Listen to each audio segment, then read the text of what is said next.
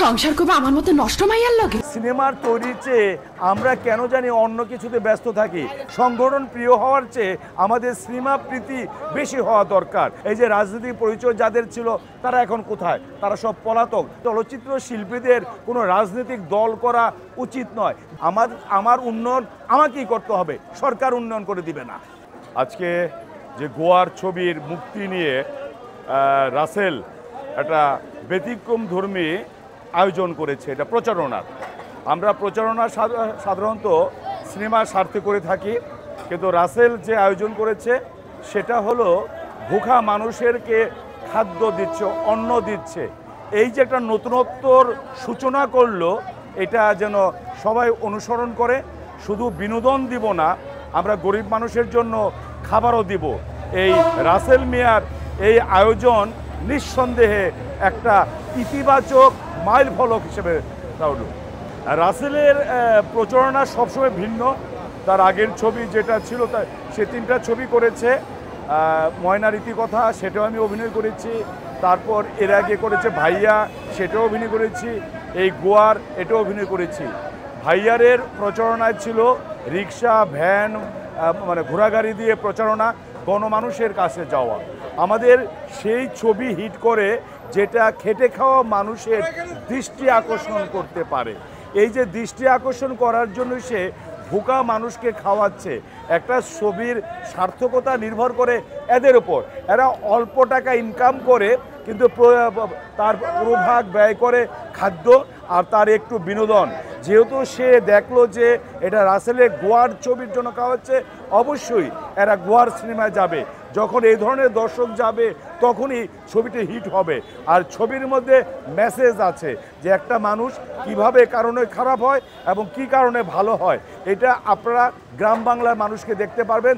যেমন গ্রাম বাংলার মানুষ যারা আছে, শহরে উদ্বাস্তু হিসেবে আছে, সেই উদ্বাস্তুদের খাবারের ব্যবস্থা করেছে রাসেল মিয়া। এখন হলো এরা তো সিনেপ্লেক্সে দেখবে না, তবে এখন কিন্তু কিছু সিনেমা হল আছে, ঢাকা আছে, সারা বাংলাদেশে আছে। তারা সেই সব সিনেমা হলে দেখবে। আর সিনেপ্লেক্স দিয়ে কখনো সিনেমার টাকা উঠে না, সেখানে অতিরিক্ত খরচ হয় এবং প্রযোজক কিন্তু খুব বড় অংশ পায় না। আর যারা সাধারণ সিনেমা হলে মানে একটা পর্দার সিনেমা, সিঙ্গেল স্ক্রিন যে সিনেমা হলগুলি আছে, সেখানে দিয়ে কিন্তু পয়সা উঠে এবং তারা উৎসাহিত হয় আরেকটা সিনেমা। এদের জন্য সেটাই, এবং সেখানে যে ছবি হিট সেই ছবি লগ্নিটা ফিরে আসে। ব্যাপকভাবে ক্ষতিগ্রস্ত হচ্ছে।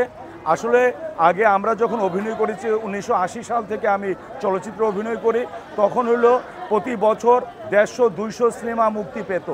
এখন মুক্তি পাচ্ছে সারা বছরে 5টি বা 7টি। তার মধ্যে 2টা হলো মূল ঘরানার, যেটা শাকিব খান বা সিয়াম বা শুভ বা আরিফিন নিশো, আফরান নিশো অভিনয় করে। আর বাকিগুলি অল্প বাজেটের ছবি, এগুলি মানুষ কিন্তু দেখে না। আমাদের সিনেমার ইন্ডাস্ট্রির অবস্থা খুবই খারাপ। আমরা যদি সিনেমা হলগুলিকে চালু করতে না পারি, ভালো সিনেমা তৈরি করতে না পারি, তাহলে কিন্তু সিনেমার সেই আগের স্বর্ণালী যুগ আসবে না। সেই স্বর্ণালী যুগ ফিরিয়ে আনার জন্য রাসেল মিয়ার এই গোয়ার পরামর্শ হলো, এই ব্যাপারে সিনেমা সংশ্লিষ্ট যারা আছে তাদেরকে এগিয়ে আসতে হবে।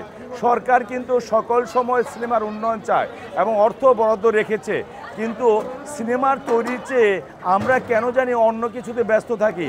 একজন আরেকজনের কাদা ছোড়াছুড়ি, একজন আওয়ামী লীগ বিএনপি ভেদাভেদ করা, বিভিন্ন সংগঠনগুলি বেশি। আমরা সংগঠন প্রিয় হওয়ার চেয়ে আমাদের সিনেমা প্রীতি বেশি হওয়া দরকার।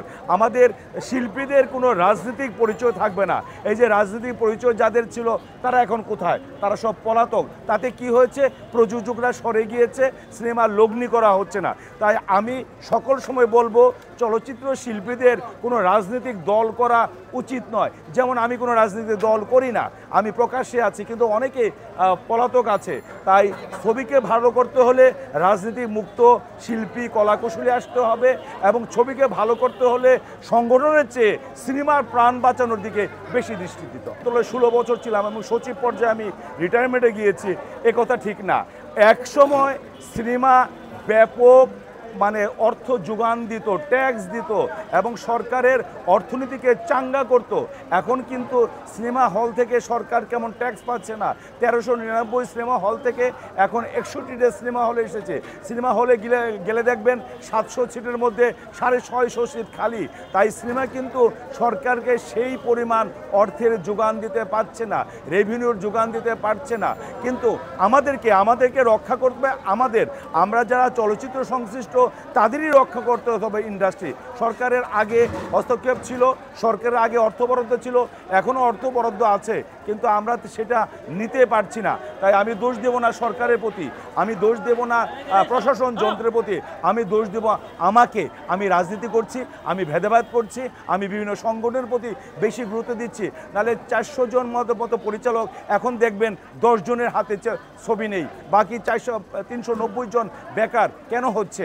এইদিকে আমাদের দৃষ্টিতে ভাই, আমার উন্নয়ন আমাকেই করতে হবে, সরকার উন্নয়ন করে দিবে না। আমি বলবো গোয়ার আপনার ছবি, দেশের ছবি, মাটি ও মানুষের ছবি। এখানে মেহনতি মানুষের কথা বলা হয়েছে, যে মেহনতি মানুষগুলি এখানে এসেছে। গোয়ার ছবি তাদের ছবি, আমাদের মতো এসিতে থাকা মানুষের জন্য গোয়ার ছবি না, আমার মতো সিনেপ্লেক্সে দেখার মতো গোয়ার ছবি না।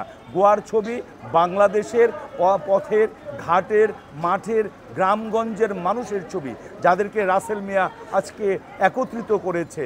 আমি আশা করব গোয়ার ছবি দেখুন, এবং গোয়ার ছবি দেখলে অবশ্যই আপনি হতাশ হবেন না। আমাদের চলচ্চিত্র আগের অবস্থায় ফিরে যাবেন, আমি 100% শিওর। কিন্তু চলচ্চিত্র যে হাঁটু ভেঙে পড়ে গেছে, হাঁটুর ওপর দাঁড়াতে পারবে, হয়তো দৌড়াতে পারবে না। যখন দাঁড়াতে পারবে এরপরে পদক্ষেপ থাকবে দৌড়ানোর। সেই দৌড়ানোর কাল চাই। আপনারা হলে যাবেন এবং গোয়ার ছবি দেখবেন। দেশে দেশে সবার সাথে দ্য নিউজ।